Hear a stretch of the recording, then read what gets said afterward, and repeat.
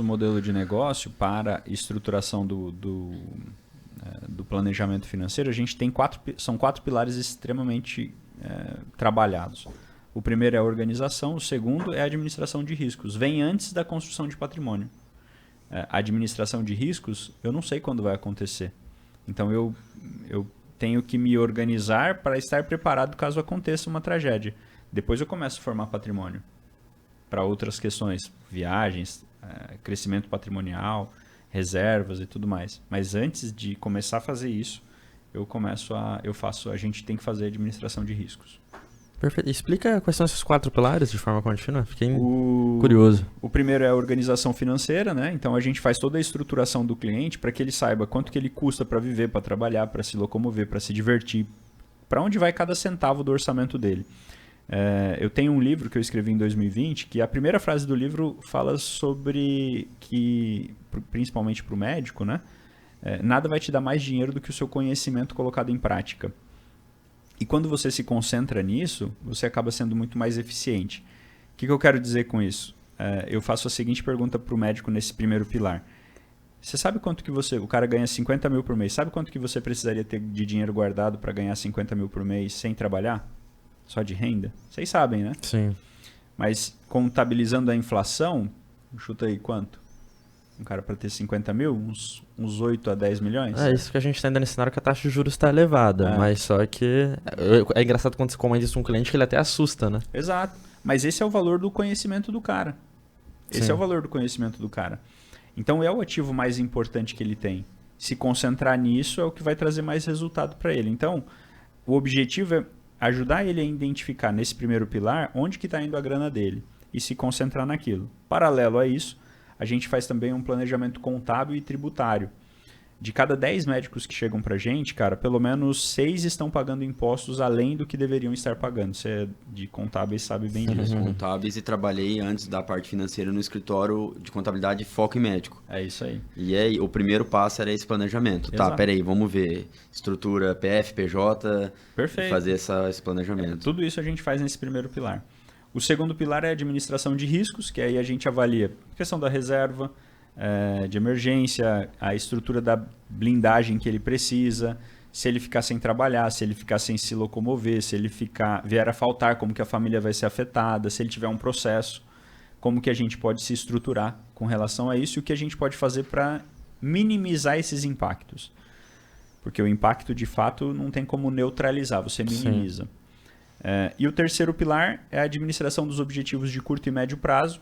E aí entram todos os planos e sonhos que esse casal tem, porque geralmente a gente trabalha com a amplitude da família. Eu nunca trabalho sozinho. Né? Então, qual é o objetivo? Onde que eles querem estar nos próximos 2, 3, 4, 10 anos da vida deles? A casa que vocês moram é a casa dos seus sonhos? O carro que vocês andam? Quanto tempo vocês trocam? Qual tipo de viagens vocês fazem?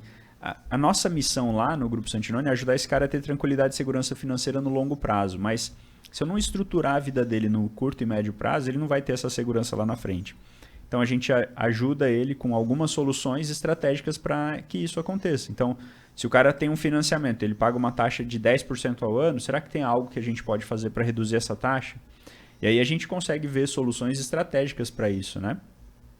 Vou citar só um exemplo. A gente trocou um financiamento de imóvel de um cara que pagava 8 mil por mês, 35 anos, por um que ele pagava 4 por 15 anos. Nossa, que diferença. Gigante. Então, assim, existem soluções para isso, mas no banco o gerente não oferece, né? Porque não é rentável. Não. Eu posso falar sobre mal do banco aqui? Pô, é o que mais faz também, fica tranquilo. Então beleza. Depois te ajudo. Tá bom. Então a gente faz isso no terceiro pilar. E o quarto pilar é o pilar do longo prazo. Então, basicamente, o que o cara faz a partir de agora, ele precisa fazer para que ele chegue lá na frente e ele consiga manter o padrão de vida dele sem depender, sem trabalhar como ele trabalha hoje, né? Invariavelmente, os nossos clientes eles estão ali na faixa de 30 a 45 anos. A maioria deles, pelo menos, mais de 70%.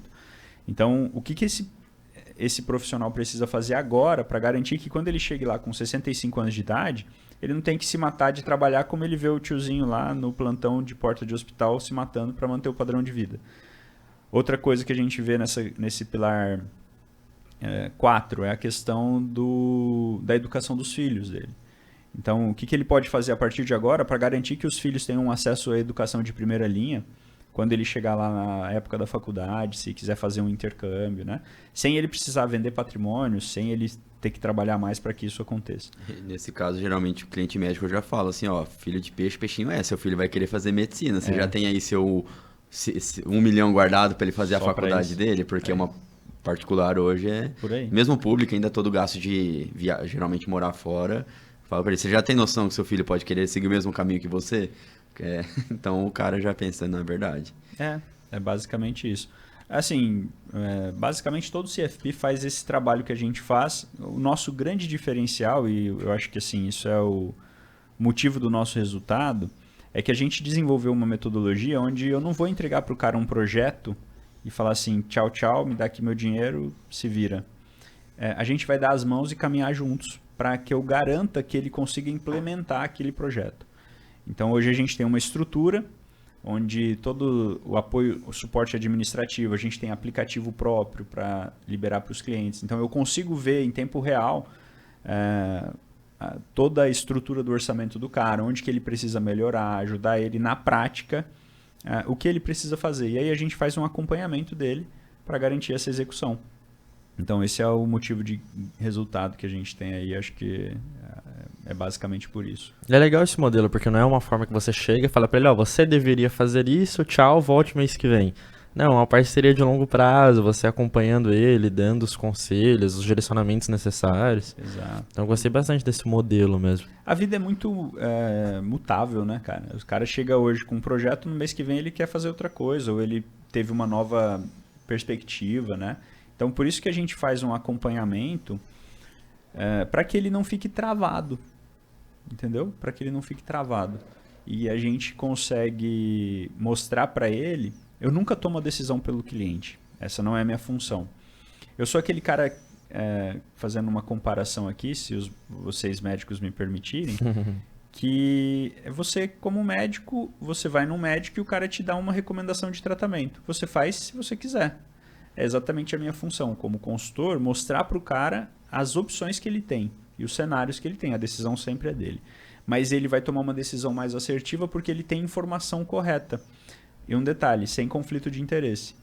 Porque eu nunca vou mostrar, como ele está me pagando, né, para dar uma informação para ele, eu não tenho nenhum conflito de interesse com nenhuma empresa.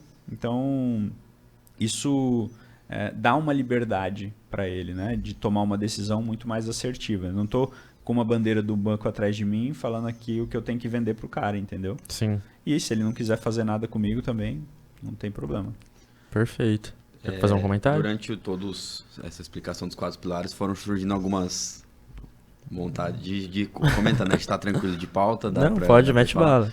Primeira coisa que você falou, que a gente chegou a rodar uma campanha no escritório de marketing, né? Para questão de prospecção, para clientes médicos, né? E aí nisso vem muita gente nessa faixa de idade, 30, 45, que é o pessoal que terminou a faculdade, terminou a residência, começou a ganhar dinheiro e aí começou a surgir as dúvidas ou a necessidade de um planejamento. E aí eu comecei a perceber que para essas reuniões que surgiam, esses leads, era necessário passar todo esse horizonte. Então, a primeira informação que eu perguntava para ele é o seu custo de vida.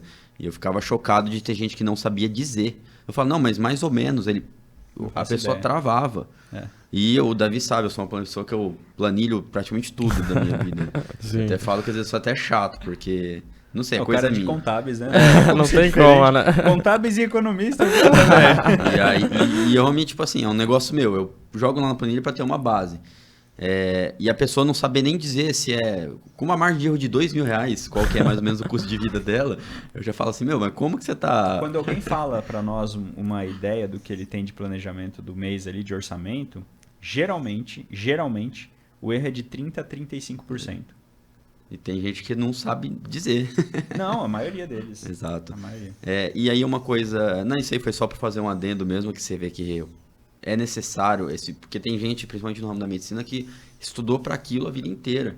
A hora que chega para o mundo real, não que medicina, mas assim, um mundo mais abrangente, onde não seja só aquela coisa focada em medicina, que muitas vezes, os pais blindam para ele poder focar nos estudos, a pessoa fica realmente perdida.